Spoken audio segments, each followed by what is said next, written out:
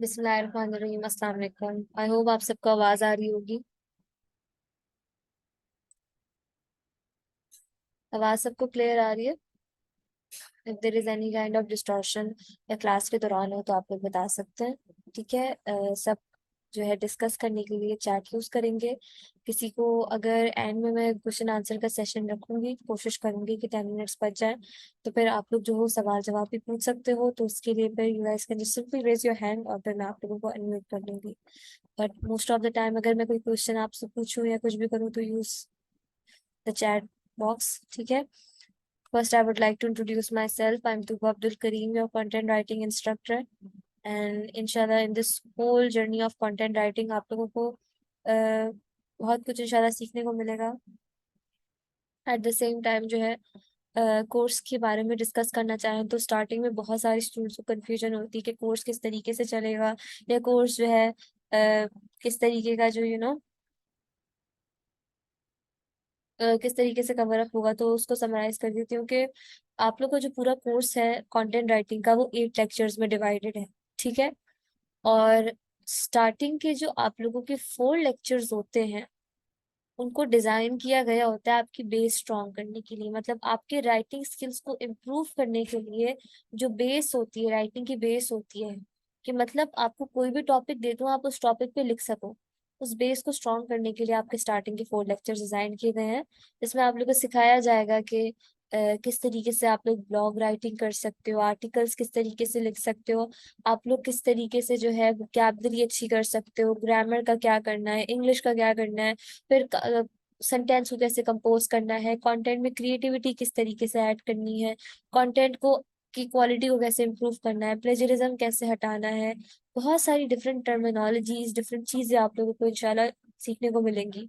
आप लोगों को इवन मैं ये भी सिखाऊंगी कंटेंट में क्रिएटिविटी कैसे ऐड करते हैं। ठीक है। तो उसमें फर्दर हमारे बहुत सारे सब टॉपिक्स निकल जाते हैं। उसके बाद फिर हमारे पास लेक्चर 5 से लेके लेक्चर 8 तक आप लोगों का एडवांस लेवल आएगा, जिसमें आप लोगों को सिखाया जाएगा research writing, SEO, resume, CVs, cover letters कैसे बनाते हैं ये। लेक्चर 6 में आप लोग को सिखाऊंगी रिसर्च राइटिंग। लेक्चर 5 में आप लोगों को बताया जाएगा कॉपी राइटिंग कैसे करते हैं, मार्केटिंग के लिए कंटेंट कैसे लिखते हैं। लेक्चर 7 में आप लोगों को ये चीज सिखाई जाएगी कि रेज्यूमेज एंड कवर लेटर्स कैसे लिखने होते हैं जब आप एक जॉब के लिए अप्लाई करने जा रहे होते हो। और लेक्चर 8 में आप लोगों को एसईओ पढ़ाया जाएगा डिटेल में कि एसईओ फ्रेंडली कंटेंट लिखा कैसे जाता है। लेक्चर 2 में मैं आप लोगों को जो नेक्स्ट वीक होगा उसमें मैं बताऊंगी कि फाइवर पे काम कैसे करना है, फाइवर पे किस तरीके से गिग बनानी है।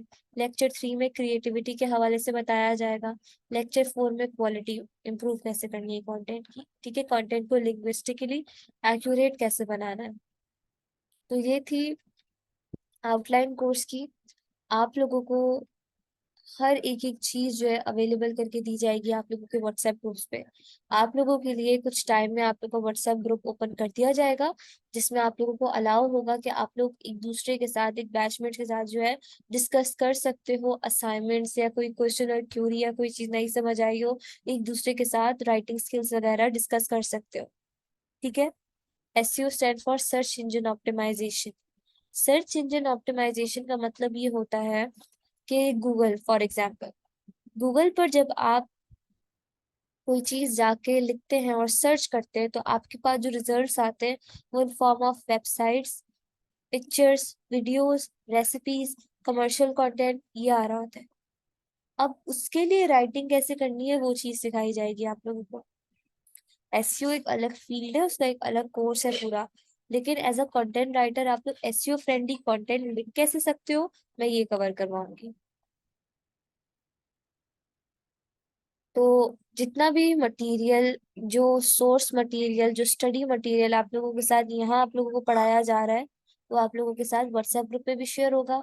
पीडीएफ में सबके साथ शेयर कर दिया करूंगी। रिकॉर्डेड लेक्चर्स आप लोगों को 24 आवर्स के अंदर अंदर मिल जाएंगे। वैसे तो वो क्लास के फौरन बाद ही मिल जाते हैं, लेकिन अगर फॉर इंस्टेंट कभी ऐसा हो कि रिकॉर्डेड लेक्चर नहीं मिल पाया हो तो 24 आवर्स तक वेट करें। 24 आवर्स के अंदर अंदर मिल जाता है। अगर फिर भी ना मिले फिर आप लोग मैनेजमेंट से कांटेक्ट करें, लेकिन कोशिश करें कि पैनिक ना क्रिएट करें, थोड़ा सा पेशेंस रखें, बी पेशेंट। सब चीजें अवेलेबल करके दी जाएंगी, recorded lecture, PDF, source material, study material, each and everything. और जिन जिन सॉफ्टवेयर्स का मैं यहाँ पर नाम लूंगी उनकी लिंक्स और उनके नाम आप लोगों के साथ भी व्हाट्सएप ग्रुप पे शेयर हो जाएंगे। ठीक है, तो हर चीज अवेलेबल करके दी जाएगी। अब किसी का कोई सवाल कोर्स से रेलेवेंट या कोई चीज नहीं समझ आई हो अभी तक, तो आप लोग पूछ सकते हो। एक और चीज बताना चाहूंगी कि आप लोगों की प्रैक्टिस जो है बहुत मैटर करती है, क्योंकि एज इन एनएस ट्रेनिंग ये मेक श्योर किया जाता है कि स्टूडेंट्स जो हैं उनकी प्रैक्टिस भी साथ साथ हो। मतलब हमारा काम सिर्फ ये नहीं है कि आप लोगों को जो है लेक्चर्स दिए जाएं और दैट्स इट, आप लोगों की प्रैक्टिस भी साथ साथ करवानी है, ताकि जिस चीज पे आपने इन्वेस्ट किया है, जो चीज आप सीखने आए हो उसकी प्रैक्टिस भी करो और कुछ सीख के आप लोग इंशाल्लाह इस कोर्स को वाइंड अप करें। ठीक है, तो प्रैक्टिस के लिए मैं वीकली बेस पे असाइनमेंट असाइन करती हूँ। आप लोगों को वीकली बेस पे असाइनमेंट दिया जाएगा, और असाइनमेंट कैसे करना है, किस तरीके से असाइनमेंट कंप्लीट करना है, कहाँ सबमिट करवाना है, उसकी सारी instruction step by step group पे शेयर होती है। ठीक है, मैं कभी कभार जो हूँ लेक्चर में भी समझा देती हूँ, और ग्रुप पे मैं इंस्ट्रक्शंस असाइनमेंट की भेज देती हूँ। कुछ प्रीवियस सैंपल्स भेज देती हूँ जो आप लोगों से प्रीवियस बैचमेट्स वालों ने जो है बनाए होते हैं, ताकि आप लोगों की हेल्प हो जाए। ठीक है, not the quizzes but assignments होंगे। ठीक है, और बीच में क्वेश्चन आंसर्स वगैरह चलते रहेंगे। अब आ जाते हैं मेन टॉपिक के ऊपर कि कंटेंट राइटिंग बहुत बाद में चीज आती है। आप लोग पहले बताओ कि कंटेंट क्या होता है। मैं राइटिंग की बात नहीं कर रही, मैं बात कर रही हूँ कंटेंट की। सही जवाब दें गलत जवाब दें कुछ भी दें, बस आप लोग अपना ओपिनियन शेयर करो, पर्सपेक्टिव शेयर करो, खैर गलतियों से ही सब सीखते हैं। ठीक है, तो आप लोगों को क्या लगता है, आप लोगों के जहन में जब भी एक वर्ड आता है ना कंटेंट, आप लोगों के जहन में क्या चीज आती है, कंटेंट क्या है? अच्छा, यहाँ पर बताया है कि any material we prepare for a specific agenda और एन एजेंडा। ठीक है, ईशा कह रही है कि एनी टाइप ऑफ मटेरियल, ये भी अच्छा है, एनी कंपोज टेक्स्ट फोटो और वीडियो। इन्होंने भी बिल्कुल ठीक बताया है कि कंपोज टेक्स्ट फोटो और video about specific topic, content material of something, material material information content जो नॉलेज दे या कोई काम की बात बताए। नहीं, कंटेंट तो हमारे पास अच्छा भी है और मार्केट में बुरा भी कंटेंट है। वी कांट कंटेंट ऐसा मटेरियल होता है जो टारगेट ऑडियंस की लेवल ऑफ इंटरेस्ट को देखते हुए बनाया जा रहा होता है। कंटेंट तो आपके पास इंस्टाग्राम पे रील्स पे भी आता है, कंटेंट तो हमारे पास टिकटॉक पर भी है, स्नैपचैट्स पर भी है कंटेंट, सर्च इंजन पर अलग कंटेंट है। कंटेंट की सही डेफिनेशन ऐसा मटेरियल जो आप अपनी टारगेट ऑडियंस को देखते हुए बना रहे हो, या कहो कि जो ट्रेंड पे चल रहा है। अब कंटेंट अच्छा भी होता है और बुरा भी होता है, एंड ये सब आप बेहतर जानते हो। शॉर्ट बट डिस्क्रिप्टिव फॉर्म में एक होल बुक की आउटलाइन, आई थिंक सो नहीं, ये नहीं होगा नूर। तो कंटेंट एक मटेरियल, ठीक है, जो आप लोग ऑनलाइन वर्ल्ड में प्रोवाइड करते हो, जैसा कि उन्होंने बताया था कंपोज टेक्स्ट वीडियो या पिक्चर के फॉर्मेट में। ठीक है, ये हमारे पास कंटेंट है। अब कंटेंट राइटिंग की बात कर लेते हैं। वर्ड्स के थ्रू किसी भी टाइप का कंटेंट प्रो करना, इन शो करना या पोर्ट्रे करना इन digital world, that's what content writing is. आप लोग अपना इंस्टाग्राम एक पेज बनाते हो, ठीक है, अब इंस्टाग्राम पेज पे आप लोग ब्लॉग्स, आप लोग राइटअप्स, अपनी पोइट्री या कोटेशंस वगैरह पोस्ट करते हो डेली बेस पे, वो आपका कंटेंट राइटिंग हो गई। आप कंटेंट अपना सोशल मीडिया पे डाल रहे हो। आप किसी वेबसाइट के लिए आर्टिकल लिख रहे हो, वो कंटेंट राइटिंग है। आप ब्लॉग लिख रहे हो अपने लिए, वो कंटेंट राइटिंग है। तो कंटेंट राइटिंग का जो ताल्लुक है वो डिजिटल वर्ल्ड से है, not the offline world, online world से ताल्लुक है। मतलब ये वेबसाइट्स वगैरह और इस तरह की जगहों के लिए आप लोग कंपोज करोगे, क्योंकि ये बात ध्यान में रखिएगा। ठीक है, कंटेंट राइटिंग की डेफिनेशन क्या है, कि हम लोग अपनी टारगेट ऑडियंस को देखते हुए उनके लिए मटेरियल जो कंपोज करते हैं in form of words, that's what content writing is for digital world.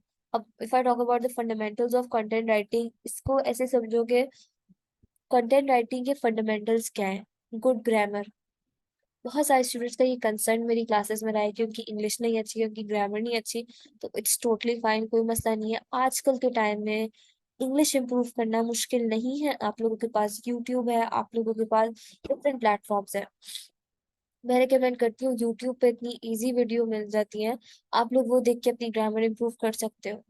तो ग्रामर्स और इंग्लिश स्ट्रांग होना जरूरी है कंटेंट राइटिंग के लिए, क्योंकि कंटेंट राइटिंग देखो एक ऐसी फील्ड है, एक ऐसा स्किल है जो आपसे किसी डिग्री की तो डिमांड नहीं करता, और वो इसकी डिमांड ये है, फंडामेंटल ये है कि इंग्लिश अच्छी होनी चाहिए, और इंग्लिश को बेहतर बनाया जा सकता है प्रैक्टिस करके। इवन कि इस कोर्स से आप लोगों की इंग्लिश आप लोगों को फील होगा कि अच्छी होगी, क्योंकि आप लोग लिख रहे होगे।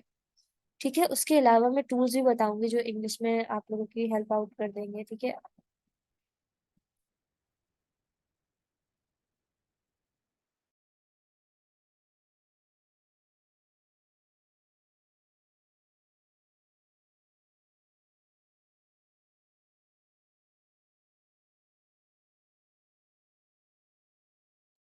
कोई मसला नहीं है नूर, आप लोग सही बताओ गलत बताओ, कोई मसला नहीं। आपने बताया, पार्टिसिपेट किया, इट्स अ गुड थिंग। ठीक है, तो इसी तरीके से पार्टिसिपेट करते रहें। टाइप्स की बात करें तो कंटेंट राइटिंग की टाइप्स क्या है? Copy writing, research writing, article writing, guide content लिखना, ब्लॉग राइटिंग की टाइप्स है। सब सीखने को मिलेगा इंशाल्लाह। टिप्स एंड टेक्निक्स की बात करूँ ना, तो हर तरह की टाइप को कंपोज करने का तरीका अलग है, और इंशाल्लाह इस कोर्स में वो टिप्स भी देखने को मिलेंगी। और जो सबसे ज्यादा पूछा जाने वाला मेरे स्टूडेंट्स का सवाल होता है वो ये होता है, इसका स्कोप है कि नहीं, या इस पे या एआई तो उसकी जगह नहीं दे रहा। पहले सवाल का जवाब दूंगी, स्कोप है, क्योंकि वेबसाइट्स और डिफरेंट ऑर्गेनाइजेशंस को ऐसे लोग चाहिए जो उनके लिए कंटेंट डेवलप करें, जो उनके लिए ब्लॉग्स लिखें, उनकी कंपनी के हवाले से गाइड कंटेंट लिखें, आर्टिकल्स लिखें। तो आप लोग अगर फाइवर पे जाओ तो फाइवर पे कंटेंट राइटर्स का काफी अच्छा कंपटीशन है, क्योंकि डिमांड है ना। उसके बाद अगर मैं एआई वाले पार्ट की बात करूँ, तो कहा जाता है कि चैट जीपीटी ने जो है कंटेंट राइटर्स की जगह ले लिया। नहीं, ऐसा नहीं है। अगर चैट जीपीटी को एज अ गलत उसमें नेगेटिव उसमें लोगे, तो आप लोगों से फायदा नहीं हासिल कर सकते। चैट जीपीटी को एज अ टूल ही लो जो आपकी हेल्प आउट कर सकता है, आपके कंटेंट में हेल्प कर सकता है। ठीक है। अब बहुत सारी ऐसी कंपनीज हैं जिनको ऑर्गेनिक काम चाहिए होता है, और वो एआई जनरेटेड काम पसंद नहीं करती। मतलब उनको ऐसा कंटेंट नहीं चाहिए जो एआई जनरेटेड है, या उनको ऐसा कंटेंट नहीं देखना जो एआई ने जनरेट किया हो। ठीक है। तो वो लोग डिमांड करती है कि हमें बकायदा पूरे कंटेंट राइटर्स चाहिए। तो उन कंपनीज के लिए, उन ऑर्गेनाइजेशंस के लिए, they need content writers, they don't need AI generated work.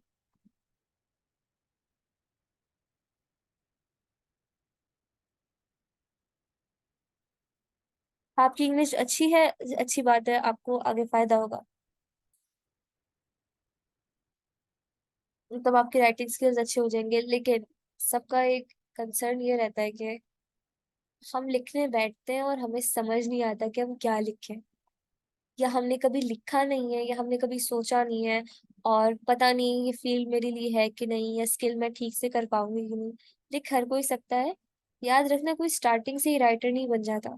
सबने अपनी स्ट्रगल देखी होती है, अपना हार्डवर्क जो है उसमें पुट इन किया होता है। मैंने आई वाज स्टार्टिंग में कंटेंट राइटिंग जर्नी काफी पहले, तो मेरे साथ भी प्रॉब्लम्स थे, मुझे भी नहीं समझ आता था कैसे लिखना है, क्या स्टार्ट करना है।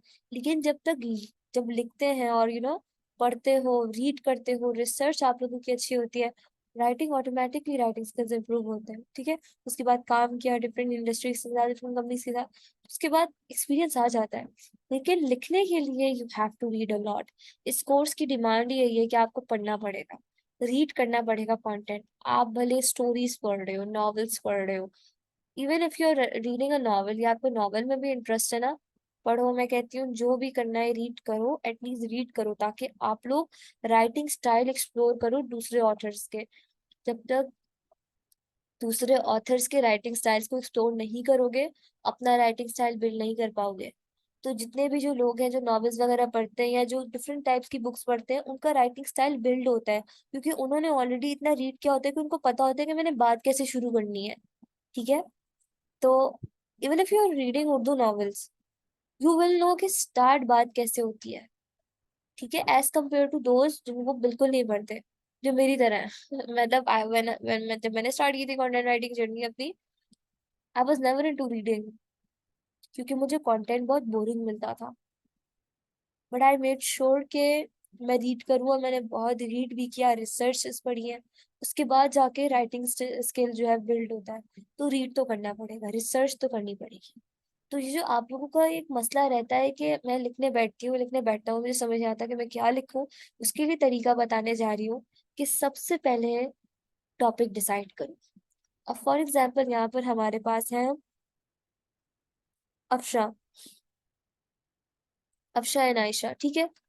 अब दोनों अपने लिए एक टॉपिक सेलेक्ट कर लेती है। अफशा कहती है कि मैं स्किन केयर के ऊपर लिखना चाहूंगी, और आयशा कहती है कि मैं हेल्थ एंड फिटनेस के ऊपर लिखना चाहूंगी। दोनों ने अपने टॉपिक्स डिसाइड कर लिए, ठीक है।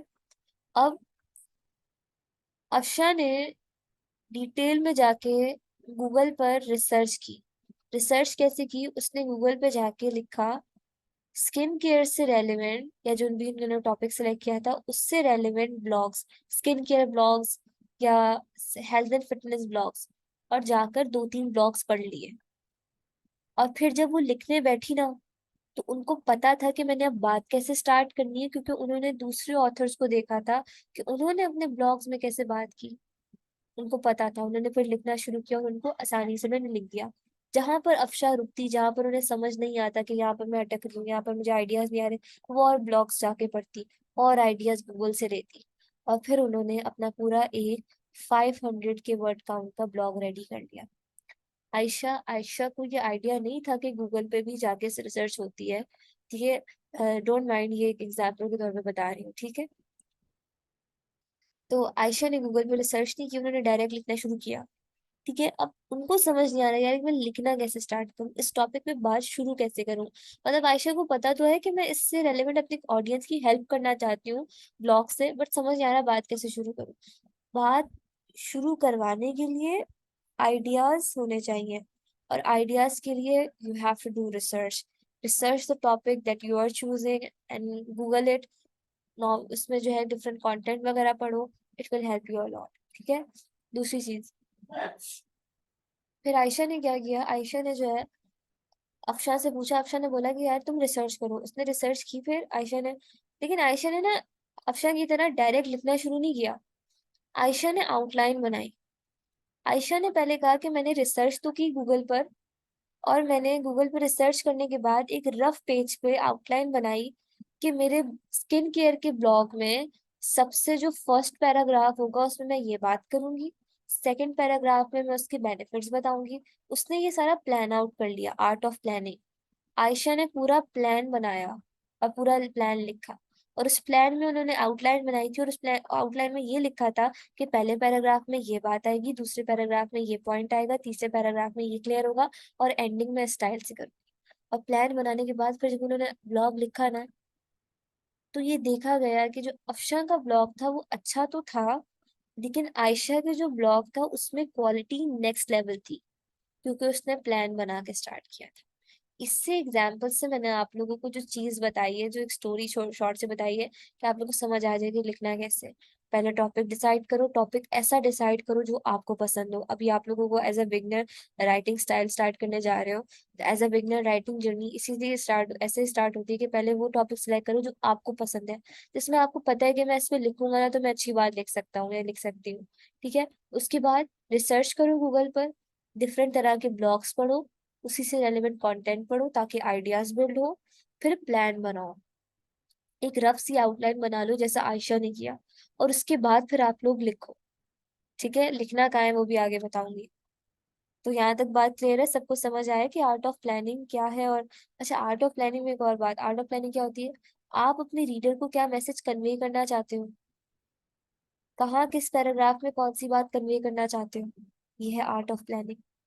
इस मेथड को जस्ट फॉलो करके देखो, यू गाइस विल सी कि आपके के लिए काम आसान है, ठीक है। एक और चीज आती है एडिंग क्रिएटिविटी, तो इंशाल्लाह लेक्चर 3 में डिटेल में बताऊंगी। एडिटिंग एंड प्रूफ रीडिंग, आप सबने अपनी लाइफ में चीज एक्सपीरियंस की होगी कि कोई भी एग्जाम है, और एग्जाम में आपका जो पेपर है 15 मिनट पहले या 10 मिनट पहले खत्म हो गया, 10 मिनट पहले खत्म हो गया। अब आप 10 मिनट अपने जाया नहीं करना चाहेंगे। आप पहले के स्टार्टिंग के 5 मिनट उस पेपर को रीड करोगे कि कहीं कोई गलती तो नहीं है, या मुझसे कोई स्पेलिंग एरर या कोई मिस्टेक तो नहीं होगी, या मैंने किसी का गलत ऑप्शन पे टिक तो नहीं लगा लिया। अब कोई मिस्टेक नजर आई, फौरन से आपने रिमूव करके उसको एडिट कर दिया, उसकी मिस्टेक को ठीक कर दिया। आपने अपने पूरे 10 मिनट्स कंज्यूम किए। That's what editing and proof reading in content writing. Content writing में जो है हम लोग प्रूफ रीडिंग और एडिटिंग को बहुत अहमियत देते हैं। अच्छा, फिर हमारे पास दो तरह के लोग आते हैं, और आप लोग फिर अब अपने आप को लाइक डिफाइन अभी बताना कि आप लोग किस कैटेगरी में आते हो। दो कैटेगरी के लोग होते हैं।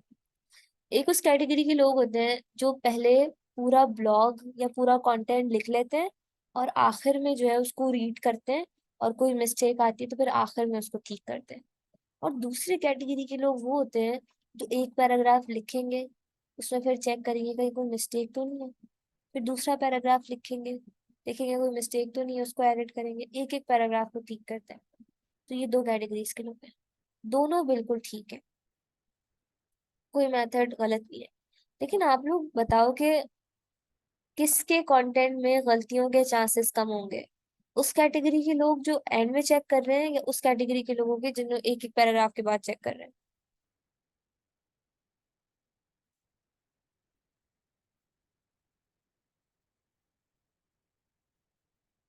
एग्जैक्टली जैसे मैंने बताया, पैराग्राफ वाले या सेकंड कैटेगरी के लोग जो एक एक पैराग्राफ पढ़ रहे हैं, जी बिल्कुल। देखो, कैटेगरी दोनों ठीक है। पहले स्टार्टिंग में जब मैंने अपनी स्टार्ट की थी राइटिंग जर्नी, मैं एक एक पैराग्राफ रीड करती थी, प्रूफ रीड करती थी, फिर एडिट करती थी। लेकिन अब एज अ लाइक जब एक्सपर्टीज और स्किल्स आ जाते हैं, अब फौरन से एक ब्लॉग लिख लिया जाता है, एक रिसर्च लिख ली जाए, उसके बाद प्रूफ रीड करके एडिट कर देते हैं। It's depends on your skills and your writing skills and capability. जब आप लोग की राइटिंग स्किल्स अच्छे हो जाएंगे ना, आप लोग देखोगे कि आप सेकंड कैटेगरी से फर्स्ट कैटेगरी पे शिफ्ट मार रहे हो। आप देखोगे कि आपका स्टाइल चेंज हो रहा है प्रूफ रीडिंग और एडिटिंग का। दोनों गलत नहीं है, दोनों बिल्कुल ठीक है। बस स्टार्टिंग में मैं ये कहती हूँ कि पैराग्राफ वाला मेथड फॉलो करो, एक एक पैराग्राफ को रीड कर लो, ताकि मिस्टेक्स या जो प्रॉब्लम्स की जो कह लो कि गुंजाइश होती है वो कम हो जाती है, ठीक है। उसके बाद फिर आ जाते हैं टाइप्स की। हम लोग ने देख लिया था कि आप लोगों को कौन कौन सी टाइप्स कवर करवाई जाएंगी। बीइंग अ राइटर, इस बात को स्टार्ट करने से पहले ना स्टूडेंट्स का ना एक सवाल रहता है कि ब्लॉग और आर्टिकल में क्या डिफरेंस है, या ब्लॉग और आर्टिकल है क्या। तो देखो, ब्लॉग एक ऐसे टाइप का कंटेंट होता है जिसमें राइटर अपना पर्सपेक्टिव शेयर करता है, ठीक है। सबसे पहला डिफरेंस ये है। और आर्टिकल एक ऐसे टाइप का कंटेंट है जिसमें आप अपना पर्सपेक्टिव या अपना ओपिनियन नहीं रख सकते, अपनी कह लो के उर्दू में बोलेंगे अपनी अपना मशवरा या अपना ओपिनियन नहीं रख सकते, अपनी बात नहीं रख सकते। आपने हर बात एक सबूत के साथ करनी है, या हर पॉइंट आपने किसी स्पेसिफिक स्टेटमेंट या एविडेंस के साथ क्लियर करना है, ठीक है। ये चीज इंपॉर्टेंट है। ये डिफरेंस आ गया। ब्लॉग में अपना ओपिनियन शेयर करोगे, आर्टिकल में अपना ओपिनियन नहीं रखना, स्टेटमेंट के साथ एविडेंस के साथ बात प्रूफ करनी होती है। दूसरा डिफरेंस आता है वर्ड काउंट का। वर्ड काउंट पे काम करना पड़ेगा आप लोगों को in this journey of content writing, ठीक है। प्राइसिंग, फाइवर पे जब काम करोगे ना, देखोगे वर्ड्स पे डिसाइड हो रहा होता है कितनी प्राइस लगेगी। तो ये बताने का मकसद ये है कि जब आप लोग ब्लॉग लिख रहे होते हो तो ब्लॉग का वर्ड काउंट होता है 500 से लेके 1000 तक।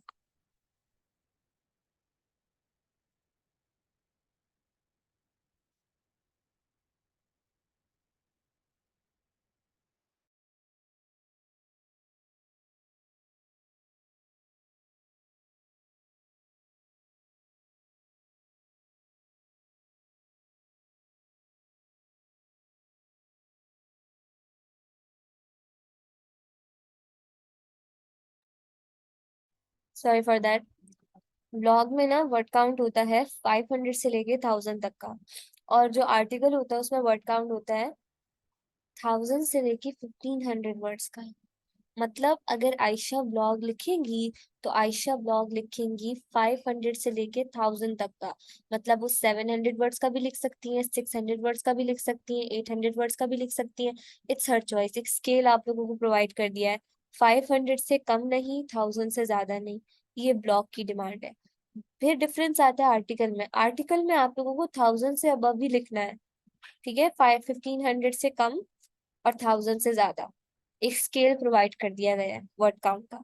दूसरी चीज आती है डिफरेंस टोन की, ठीक है। टोन का डिफरेंस क्या होगा कि आप जो आर्टिकल में टोन यूज करते हो ना, जिस तरीके से बता रहे होते हो, एक्सप्लेन कर रहे होते हो, वो होता है हमारे पास प्रोफेशनल, फॉर्मल टोन। क्या आप प्रोफेशनल तरीके से जो एक्सप्लेन करते हो। और जो कह लो कि ब्लॉग होता है, उसमें आप लोग एक इनफॉर्मल फ्रेंडली सी कम्युनिकेशनल टोन यूज करते हो कि रीडर को लगता है कि राइटर मेरे साथ कम्युनिकेट कर रहा है। तो ये ब्लॉग का डिफरेंस होता है। आर्टिकल इस लाइक है ना, प्रोफेशनल टोन यूज होती है, जनरल बात हो रही होती है, थोड़ा एक इनफॉर्मल टोन यूज होती है, not informal. Informal is for blog, formal is for article. ये डिफरेंस होता है, ठीक है। आगे आप लोगों के साथ दो एग्जांपल्स भी शेयर करूंगी। ये दो टाइप्स हैं ब्लॉग की जो आप लोगों के साथ शेयर होंगी। तो याद रखिएगा कि कोई भी ना स्टार्टिंग से राइटर नहीं होता, हर कोई अपना टाइम लेगा। तो ग्रुप्स में कभी कभार ऐसा हो जाता है कि जब आप लोग एक दूसरे के साथ अपने ब्लॉग्स वगैरह शेयर करोगे ना, कंटेंट, तो एक इनसिक्योरिटी सी फील होती है कि यार शायद ये हमसे बेहतर लिख सकते हैं, और शायद मैं ही सबसे ज्यादा स्लो हूँ या स्लो सीख रही हूँ। तो ये मैं पहले से बता दूं, टोटली फाइन, कोई मसला नहीं है। हर किसी का अपना सीखने का स्पीड होती है, अलग लेवल होता है। You just have to stop judging yourself और थोड़ा सा अपने आप को टाइम दो। खैर, स्लो सीख रहे हो कोई मसला नहीं है। आप लोगों में से जब आप लोग एक दूसरे के साथ ब्लॉग्स वगैरह और राइटअप्स अपने शेयर करोगे, कोई एक दूसरे पे रिव्यू नहीं देगा। एक दूसरे को ज्यादा से ज्यादा अप्रिशिएट करो, बट रिव्यू नहीं देना। रिव्यू आप लोगों को मैं पर्सनली ईमेल एड्रेस पे भेजती हूँ। आप लोग अपना असाइनमेंट मुझे ईमेल करोगे, वो सारा प्रोसीजर शेयर कर दिया जाएगा व्हाट्सएप ग्रुप पे। तो जब आप लोग शेयर करोगे तो आप लोग को ईमेल एड्रेस पे मेरा रिव्यू आ जाएगा, रिस्पॉन्स आ जाएगा। तो कोई ग्रुप पे किसी के मिस्टेक्स हाईलाइट नहीं करेगा, और ग्रुप पे किसी की जो है वो शेयर नहीं करेगा, ठीक है। वो मैं आप लोगों को सेपरेट अलग से भेज दिया करूंगी ईमेल पर। लेकिन एक दूसरे को अप्रिशिएट करो, एक दूसरे को मोटिवेट करो फॉर राइटिंग पर्पज, ठीक है। और सब अपने जहन में ये बात रखें कि हर किसी की अपनी लर्निंग स्पीड होती है, ठीक है। तो just give yourself some time. कोई अच्छा जल्दी से लर्न कर लेगा, कोई आराम से लर्न करेगा, लेकिन लर्न कर लो। वोकैबलरी के लिए सवाल स्टूडेंट का रहता है, वोकैबलरी कैसे अच्छी की जाए। देखो, वोकैबलरी अच्छे करने के ना दो तरीके हैं, एक आसान वाला और एक मुश्किल वाला। फ्रीलांसिंग की दुनिया में ना आसान काम को ज्यादा तरजीह दी जाती है, क्योंकि अब सारा डिजिटल है और आसान किया जाता है, तो टाइम सेव करना है। एक तरीका ये होता है कि आप डेली बेस पे एक लिस्ट वोकैबलरी की डाउनलोड करो और उसको याद करना शुरू कर दो, ठीक है। और जब लिखो तो फिर आप लोग सोच रहे होंगे कि यार मैंने कौन सा वर्ड याद किया था। ये गलत तरीका है। सही तरीका जो शॉर्ट वाला है वो ये है, thesaurus.com। यूज thesaurus.com एक ऐसी वेबसाइट है जिसपे आप कोई भी वर्ड सर्च करोगे, आपको उससे रेलेवेंट सिनोनिम्स एंड एंटोनिम्स मिल जाएंगे, सिमिलर वर्ड्स या ऑपोजिट वर्ड्स मिल जाएंगे। Let me show you guys that website, ताकि सबके जहन में जो है ये कॉन्सेप्ट क्लियर हो जाए।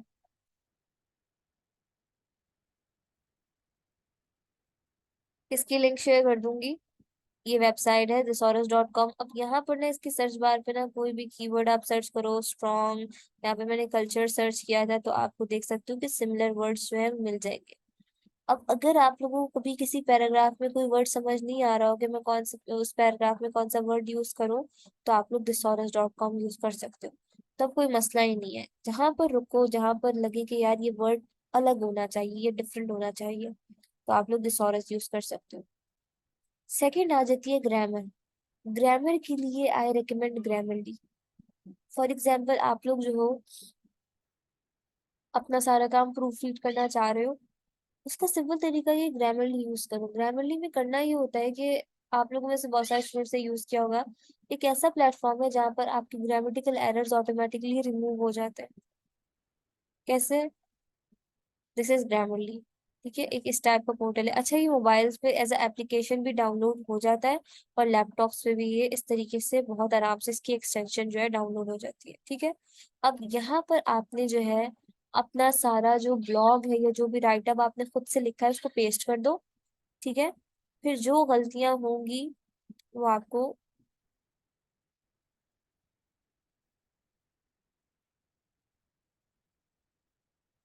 क्लियर कर देगा। जैसे मैंने यहाँ पर पेस्ट कर दिया, ठीक है। तब वो मुझे मेरा ओवरऑल स्कोर बताएगा, 93, ठीक है। अच्छा, यहाँ पर आप लोगों को ना ये येलो डैशेस नजर आ रहे होंगे और प्रीमियम सजेशन होगी, तो अब सबके जहन में ये सवाल आ गया होगा कि इज इट फ्री और नॉट। तो देखो यहाँ पे मैं जितने भी सॉफ्टवेयर बताऊंगी ना वो फ्री होंगे। इसका प्रीमियम वर्जन परचेज करने की जरूरत नहीं है। इसका जो आप बेसिक वर्जन यूज करोगे ना तो उसमें बहुत सारी मिस्टेक्स आ जाती हैं। असल में इसमें जो बेसिक एरर्स और बेसिक मिस्टेक्स वगैरह थी ना वो सारी मैं मतलब ये मैंने लिखा था तो इस मतलब नहीं है। ठीक है। जस्ट अनक्लियर सेंटेंसेस और वर्डी सेंटेंसेस का एरर आ रहा है तो वो कह लो कि एडवांस लेवल का होता है। You have to purchase the premium version. ठीक है। सिंपली जस्ट इसका बेसिक यूज करना। Grammatical errors, punctuation errors, tenses का एरर वो सारा रिमूव हो जाएगा। लैपटॉप पे आप लोग जब यूज कर रहे होते हो तो ग्रामरली का फायदा ये होता है कि ओवरऑल स्कोर की शीट आ जाती है। स्कोर क्या होता है कि आपका कंटेंट कितना रीडेबल है। फिर जब यहाँ पर क्लिक करते हैं ना तो आपको वर्ड काउंट बता देगा कि इसके करेक्टर्स कितने, वर्ड्स कितने, सेंटेंसेस कितने, रीडिंग टाइम कितना होगा, स्पीकिंग टाइम कितना होगा। तो इट्स क्वाइट गुड। फिर यहाँ पर आ जाती है हमारे पास correctness, clarity, engagement and delivery. Delivery का मतलब होता है कि आपका कंटेंट टू द पॉइंट कितना है। इंगेजमेंट का मतलब होता है कि आपका कंटेंट कितना इंटरेस्टिंग है। क्लैरिटी कि लोगों के लिए वो कितना आसान है समझने में। और करेक्टनेस, ग्रामेटिकल एरर्स। ठीक है। अच्छा, यहाँ पर सपोज करो मैं इसका आई हटा देती हूँ, इसमें मैं ये हटा देती हूँ, इसमें मैं ये दो हटा देती हूँ, और इसमें हम लोग ये हटा देते हैं। ठीक है। अब वो लोड हो रहा है, मैं आपको बेसिक एरर्स दिखाना चाह रही हूँ। इस तरीके से आपके पास एरर्स शो, और ये बिल्कुल फ्री होते हैं। अच्छा, जब आप इस एरर को देखोगे ना, स्टूडेंट्स क्या कहते हैं, बस एक्सेप्ट करते हैं और जल्दी जल्दी ठीक करते हैं। ऐसा नहीं करना। लर्न मोर पे जाना, वो आपको बताएगा कि इसमें क्या एरर है। If you don't want this to be marked as a miss, मैंने वो आपको बता देगा। ठीक है। वो आपको सही रीजन देगा। तो ये तो स्पेलिंग एरर्स हैं, लेकिन जब ग्रामेटिकल एरर्स आते हैं तो वो पूरा रीजन देता है कि इसको पॉइंट आउट क्यों किया जा रहा है।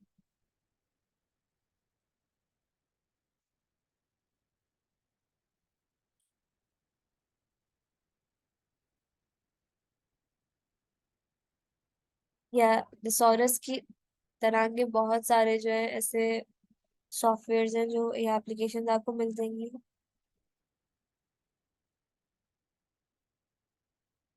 आप सबको आवाज क्लियर आ रही है? समझ आ रहा है सबको? क्रिएटिविटी एंड क्वालिटी के ऊपर आपका पूरा लेक्चर 3 और लेक्चर 4 डिजाइन हुआ हुआ है, तो ये भी इंशाल्लाह कवर हो जाएगा। रिसर्च का मैंने बता दिया था, टारगेट मार्केटिंग एंड ट्रेंड। देखो अगर हर एक राइटर की यही कह लो कि ख्वाहिश होती है कि लोग आके उसका कंटेंट पढ़े। ठीक है।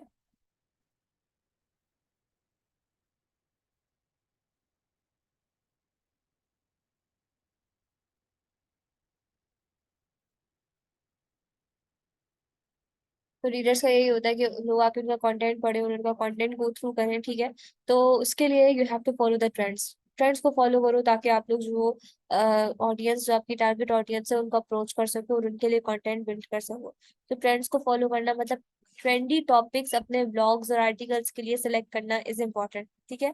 दूसरी चीज आती है, स्टूडेंट का सवाल ये होता है कि लिखे कहाँ पर। ठीक है। लिखना कहाँ पर है, तो आप लोग जो medium.com पे लिख सकते हो। Medium is one of the best website जहाँ पर आप लोग अपना कंटेंट फ्री में ऑनलाइन पब्लिश कर सकते हो। ठीक है। मीडियम कैसे यूज करना है, let me show. This is medium. This is a website, इसकी लिंक मैं शेयर कर दूंगी व्हाट्सएप ग्रुप्स पे। अब यहाँ पर आप लोगों ने करना ये है कि आप लोग सबसे पहले अपना अकाउंट बनाओगे। ठीक है। गूगल से अपना अकाउंट बना लो। और जब अकाउंट बनाओगे तो आप लोगों के पास साइट पे ये ऑप्शन आ रहा होता है राइट का। इस राइट के ऑप्शन पे क्लिक करो, आपके पास एक पूरा पोर्टल ओपन होकर आ जाएगा। ठीक है। अब आप लोगों ने यहाँ पर ब्लॉग्स लिखने हैं। ठीक है। ये आप लोगों के लिए कंपलसरी है कि आप लोग जो हो मीडियम पे ब्लॉग्स लिखोगे। सबसे पहले मैं एक अट्रैक्टिव और कैची सा टाइटल बनाऊंगी जो मेरी ऑडियंस को अट्रैक्ट करे और कन्विंस करे कि वो मेरा ब्लॉग पढ़े। तो टाइटल हो गया। उसके बाद आप लोग यहाँ पर देख सकते हो कि ऑप्शन आ रहा है प्लस का। इस प्लस के ऑप्शन पे क्लिक करो, इमेजेस का ऑप्शन आएगा। ठीक है। ऐड इमेजेस करना, उस पे फिर आप लोग जो हो कोई भी पिक्चर ऐड कर सकते हो। पिक्चर ऐड हो गई आराम से। उसके बाद फिर आप लोग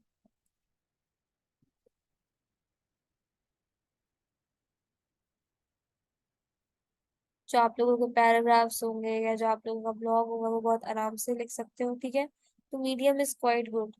the thing I am trying to show here is this. Medium पे अगर कोई चीज आप लोगों ने हाईलाइट करनी है उसको सिलेक्ट करो, टाइटल पे क्लिक करोगे, टाइटल में बन जाएगा टैग 1, टैग 2 में क्लिक करोगे, टैग 2 में क्लिक हो जाएगा। उसको कोटेशन बनाना चाह रहे हो वो कोटेशन में चेंज हो जाएगा, ठीक है। उसको आप बोल्ड करना चाह रहे हो, इटैलिक में लेके जाना चाह रहे हो, तो इट विल चेंज। उसके बाद पब्लिश करने के लिए यहाँ पे क्लिक करना पब्लिश का, तो आप लोगों के पास ये ओपन होकर आ जाएगा, ठीक है। 5 कीवर्ड सेलेक्ट करो। 5 कीवर्ड जैसे सेलेक्ट करो कि जब कोई सर्च बार पे वो टॉपिक सर्च करे तो आपके ब्लॉग की रिकमेंडेशन आए। मतलब मैं ये जो ब्लॉग था वो हेल्थ के लिए लिख रही थी, तो हमारे पास हेल्थ आ गया, सॉरी स्पेलिंग इज रॉन्ग, ठीक है। हेल्थ केयर, फिर लाइफस्टाइल से रेलेवेंट था।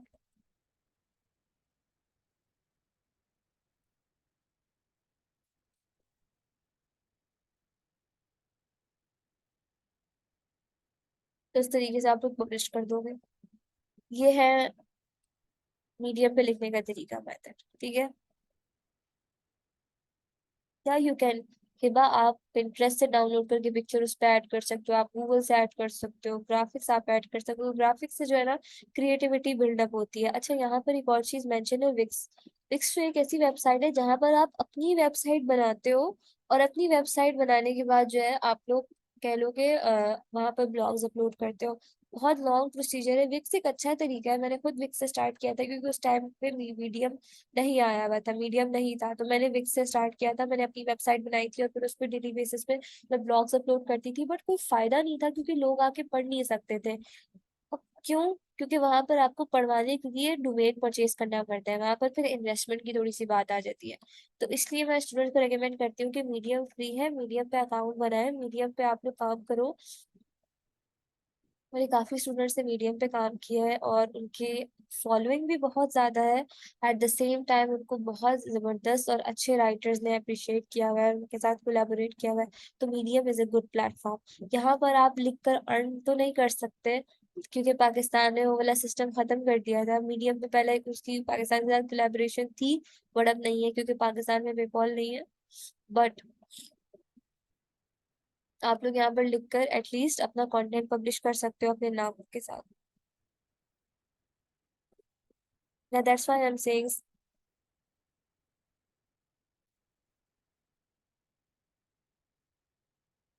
yes, it's necessary and it's important. Like it's compulsory for everyone. आप लोगों में से कोई आप लोगों से कितने लोग लैपटॉप से कंप्यूटर पे ही कंटेंट राइटिंग वाला काम करोगे?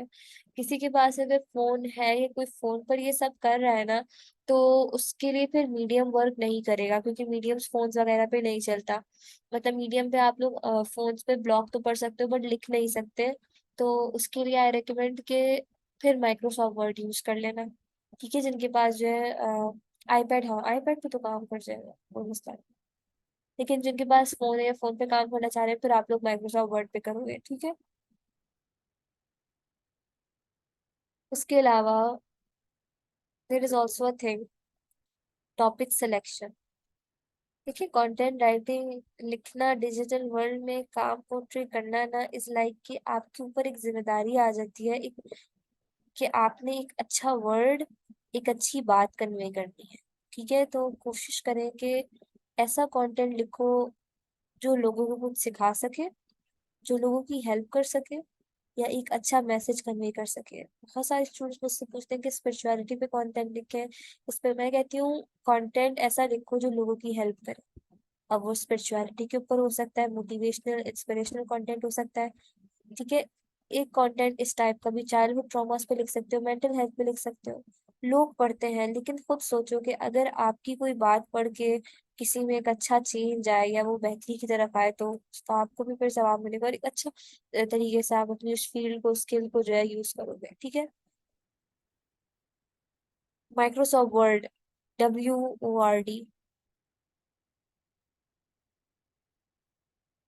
अच्छा, आपका फिर फोन का होता है क्योंकि कुछ फोन्स में चल जाता है कुछ फोन्स में नहीं चलता, ठीक है। मोस्ट ऑफ द फोन्स में मेरे स्टूडेंट्स की यही शिकायत रहती है कि वो फोन्स में यूज कर रहे होते हैं एंड मीडियम फिर वर्क नहीं करता। लेकिन लैपटॉप पे जिस तरीके से फॉन्ट्स वगैरह पिक्चर ऐड हो जाती है फोन्स पे नहीं होती, जैसा आप बता रही हैं, ठीक है। अच्छा, ऑल्सो थिंग, हमारे पास ना दो टाइप्स के ब्लॉग्स होते हैं। ब्लॉग्स बहुत सारी टाइप्स के होते हैं। दो चीज शेयर करूंगी। एक होता है गाइड ब्लॉग, जो आप लोगों को सेकंड लेक्चर में पढ़ाया जाएगा। दूसरा होता है स्टेप बाय स्टेप ब्लॉग, जिसमें आप step by step, heading by heading जो है चीजें एक्सप्लेन कर रहे होते हो कुछ इस तरीके से, ठीक है। Heading one, heading two, list blog. Third type होती है हमारे पास इस तरह की। स्टोरी से स्टार्ट करते हैं, इमोशनल कनेक्शन बिल्ड करते हैं ऑडियंस के साथ, टाइटल को अट्रैक्टिव बनाते हैं, कैप्शन ऐड करते हैं, ठीक है। So this is a way.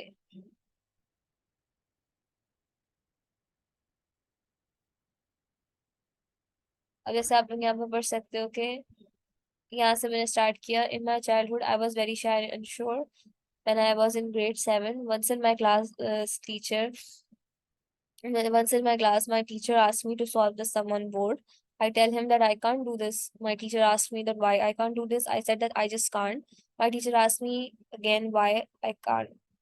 Then I said that I'm stupid, dumb, and I'm incapable of, I can't do anything. ठीक है, तो इसके बाद जो है फिर एक इमोशनल कनेक्शन बिल्ड हो गया। अच्छा, वर्ड्स भी ऐसे यूज करूँ कि रीडर को लगे कि वो उस सिचुएशन को अपनी आंखों से देख रहा है। ये भी एक बड़ी टेक्निक होती है, ये भी इंशाल्लाह डिटेल में आप लोगों को सिखाऊंगी, ठीक है। तो ये एक बड़े मजे का ब्लॉग लिखा था। I share with you guys, ठीक है। उसके अलावा फिर कुछ वेबसाइट्स भी आप लोग के साथ शेयर कर दूंगी, जहां पर आप लोग कंटेंट रीड कर सकते हो, ठीक है, क्योंकि रीडिंग इज वेरी इंपॉर्टेंट। लिखना है तो रीड करना शुरू करना पड़ेगा। राइटिंग स्किल्स इंप्रूव करने हैं, तो जब तक लिखोगे नहीं तब तक नहीं कर सकते, ठीक है।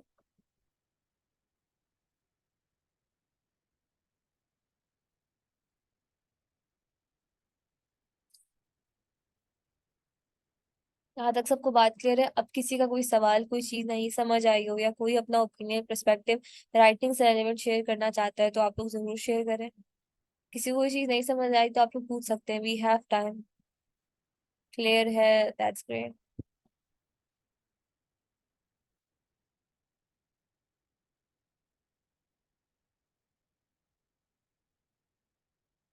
अच्छा, माइक्रोसॉफ्ट वर्ल्ड जो है ना, उसमें माइक्रोसॉफ्ट एक्सेल आ जाता है, माइक्रोसॉफ्ट जो है पावर पॉइंट आ जाता है, वो वर्ल्ड है। मैं जो बोल रही हूँ माइक्रोसॉफ्ट वर्ड है, ठीक है।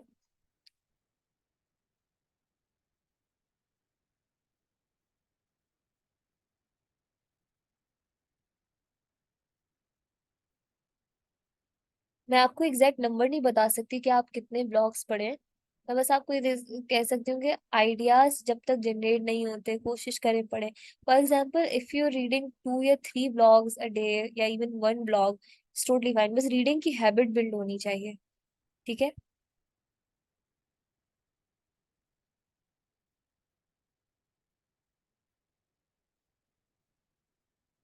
अच्छा, मुझे लगा था आप उस वक्त कह रही हैं। अच्छी, कोई मसला नहीं। देखो, इस तरह से डोंट जज योर सेल्फ। कोशिश करो और यूट्यूब से हेल्प लो। बहुत रिसोर्स मटेरियल इंटरनेट पे पड़ा हुआ है। और लिखने की कोशिश करें, रीड करें। रीडिंग से इंग्लिश काफी अच्छी होगी।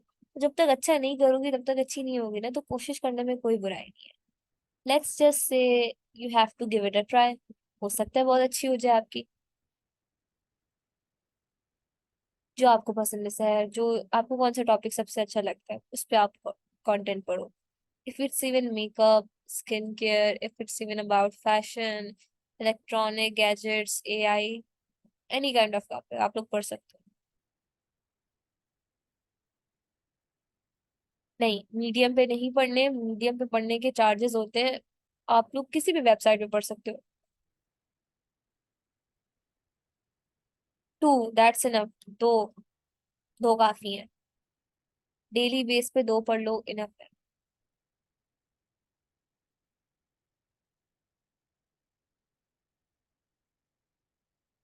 बट एक एडवाइस करूंगी, रीडिंग में इंटरेस्ट बिल्ड करने के लिए एज अ बिगनर मैं पता है क्या कहती हूँ, स्टोरीज पढ़ो। ताकि जब इंटरेस्ट बिल्ड हो जाए ना, इस तरह के ब्लॉग्स पढ़ो जिसमें स्टोरी हो, या इस तरह का कंटेंट पढ़ो जो स्टोरी टेलिंग वाला हो, ताकि इंटरेस्ट बिल्ड हो जाए। एक बार इंटरेस्ट बिल्ड होगा ना, आप किसी भी टाइप का कंटेंट आराम से पढ़ लेते हो।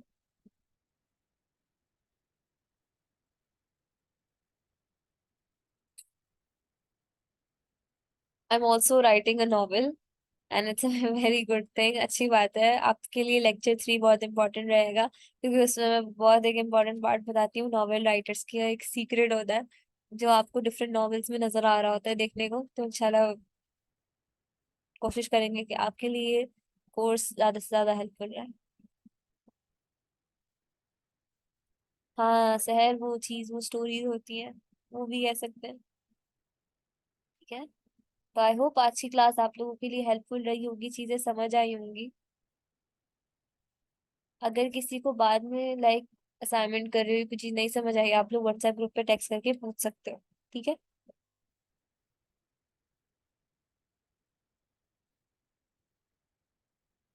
Yes, I will tell you the whole concept of niche. ठीक है। एट द सेम टाइम मैं कुछ बेस्ट नीशेस की जो है आप लोगों को जो है पूरा कह लो कि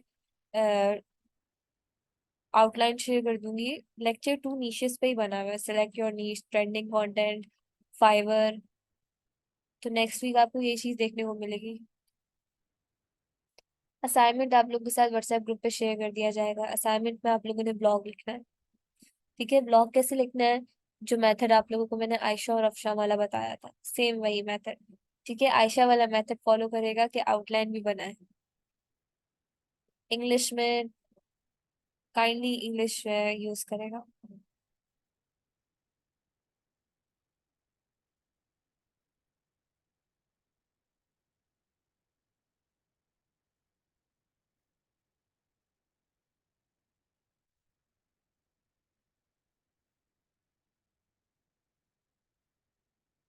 असाइनमेंट में, इस वीक का असाइनमेंट आप लोगों ने एक ब्लॉग लिखना है। ठीक है। उसकी इंस्ट्रक्शंस मैं आप लोगों के साथ व्हाट्सएप ग्रुप पे शेयर कर दूंगी।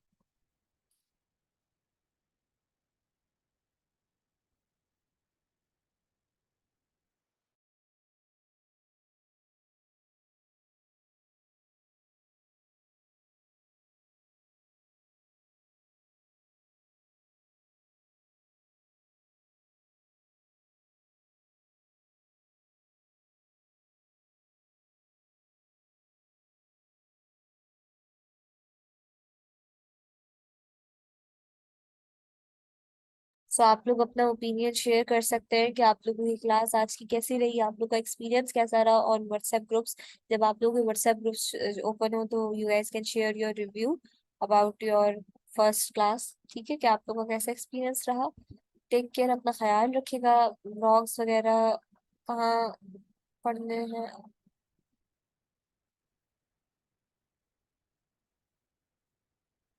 आप लोग मुझे ईमेल करोगे। ठीक है। ईमेल एड्रेस पे आप लोग मुझे ईमेल करोगे। व्हाट्सएप ग्रुप्स पे जो है आप लोग एक दूसरे के साथ शेयर कर सकते हो, बट अगर आपको आप लोगों के असाइनमेंट्स में रिव्यू चाहिए होंगे तो मुझे ईमेल करना। ठीक है।